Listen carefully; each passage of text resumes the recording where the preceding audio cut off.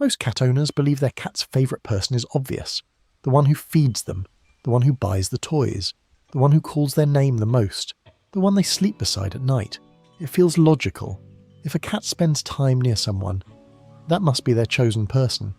But that isn't how cats decide. And sometimes, the person a cat feels safest with is not the one trying the hardest. The choice happens quietly. Long before the obvious signs appear, long before the sleeping, the following, the sitting on laps. It happens in small moments, moments most people don't even notice. And by the end of this, you may realise your cat chose someone for a reason you completely missed, because cats don't choose based on effort. They choose based on nervous system safety, and safety to a cat is specific, subtle, consistent, predictable. This is where the misunderstanding begins. This is where the first shift begins. Most owners assume attention equals affection. If I give my cat more playtime, more petting, more conversation, more stimulation, they'll bond with me more deeply. It feels intuitive. Humans bond through interaction, but cats are not wired like humans. To a cat, intensity is not the same as connection. In fact, too much intensity can quietly work against you. When movements are fast, when voices change tone unpredictably, when touch lingers just a little too long, your cat doesn't argue. They don't protest. They don't confront. They simply withdraw, sometimes physically, sometimes emotionally. Because in the feline brain, overstimulation activates alertness, and alertness is the opposite of relaxation. When something feels slightly unpredictable, a cat's cortisol levels rise. Not dramatically, but enough for their body to brace. They may still sit near you, they may still accept touch, but internally their nervous system is not soft, it's assessing. And bonding doesn't deepen in assessment mode, it deepens in relaxation. So the person who moves slower, who reaches gently, who doesn't insist on prolonged contact, who notices when the tail flicks and stops immediately, often becomes the one their body relaxes around.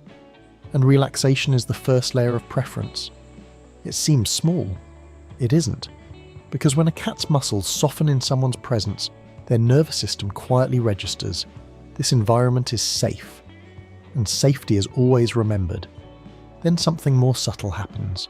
Humans bond through emotion. Cats bond through pattern recognition. The person who enters a room the same way every day, who sits in the same chair, who speaks in the same tone, who respects space in the same predictable rhythm, that consistency becomes neurologically soothing. Inside your cat's brain, familiarity lowers stress hormones. Predictability reduces cortisol. When outcomes are easy to anticipate, the body doesn't prepare for defense. It prepares for rest. And rest is where attachment forms. The person who is emotionally expressive one day, distant the next, playful at night, irritable in the morning, may not realize how confusing that feels to a cat. Because unpredictability, even when harmless, activates vigilance. Cats evolved to survive by detecting environmental shifts. Sudden changes matter. So when one person's behavior is steady, grounded, and emotionally regulated, their presence becomes a regulating force. Not exciting, not dramatic, regulating. And regulation is powerful. Over time, your cat's nervous system begins associating one specific human with stability. Not because that person tries harder, but because their energy rarely spikes, their reactions rarely escalate, their presence feels even. When a cat enters a room and doesn't need to scan for changes, their breathing slows, their muscles soften, their eyes half close, and slowly a preference forms, not through passion, through predictability. This is where things quietly change. But the deeper shift appears when boundaries are involved. Cats communicate constantly. Most of it is silent. A flicking tail, a slight ear turn, a tightening of the whiskers, a subtle body lean away, a pause in purring. These are not random. They're signals, and attentive owners notice them. Others unintentionally push through them. They continue petting. They reposition the cat. They lift them when they slightly resisted. They laugh and say, "Oh, you're fine." It seems harmless, but from a feline perspective it isn't. Because when a boundary is ignored even gently, something shifts internally, not dramatically, but permanently. Cats are highly sensitive to control. In the wild, control equals survival. The ability to leave when needed, the ability to pause interaction, the ability to retreat without obstruction.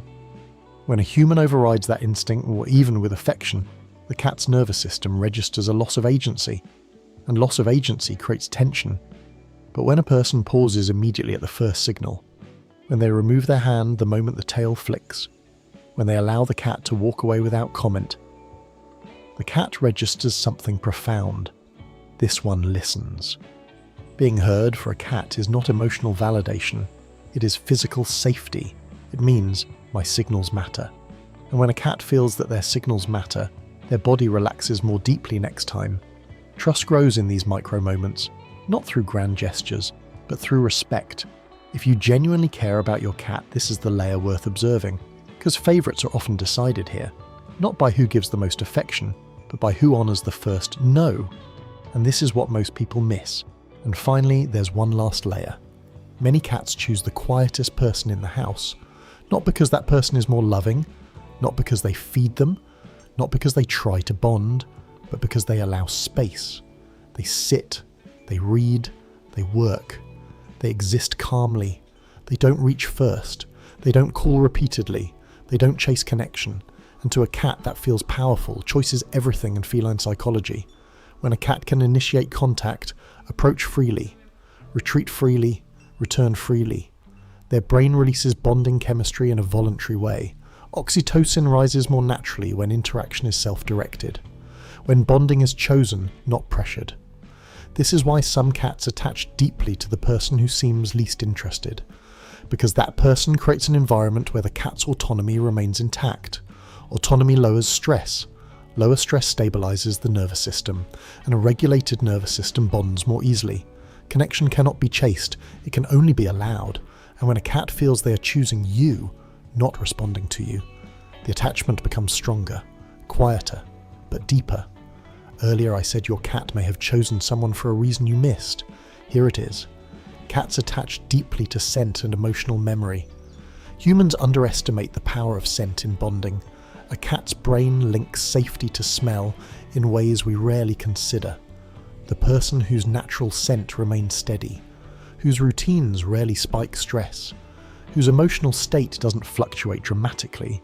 Over time, your cat's memory pathways associate that scent with calm outcomes. Every time that person entered the room and nothing stressful happened, every time their presence coincided with stillness, every time interaction ended before discomfort began, the brain made a quiet connection. Scent equals safety. Safety equals lowered cortisol. Lowered cortisol allows oxytocin to rise, and oxytocin strengthens attachment, not loudly, not visibly, but biologically.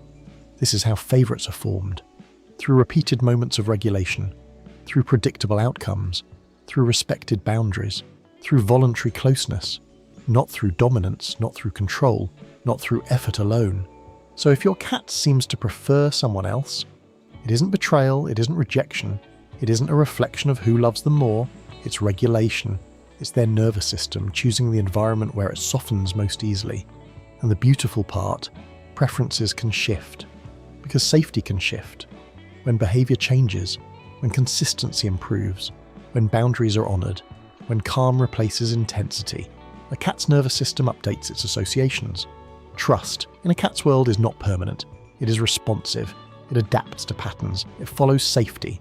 So the real question isn't, why doesn't my cat choose me? The quieter question is, when does my cat feel safest around me? Because that is where attachment begins. Not in effort, not in volume, not in attention, but in regulation. And once you understand that, you stop trying to win your cat. You start creating safety instead. And that's when something shifts. Trust, in a cat's world, is never demanded. It's chosen, quietly,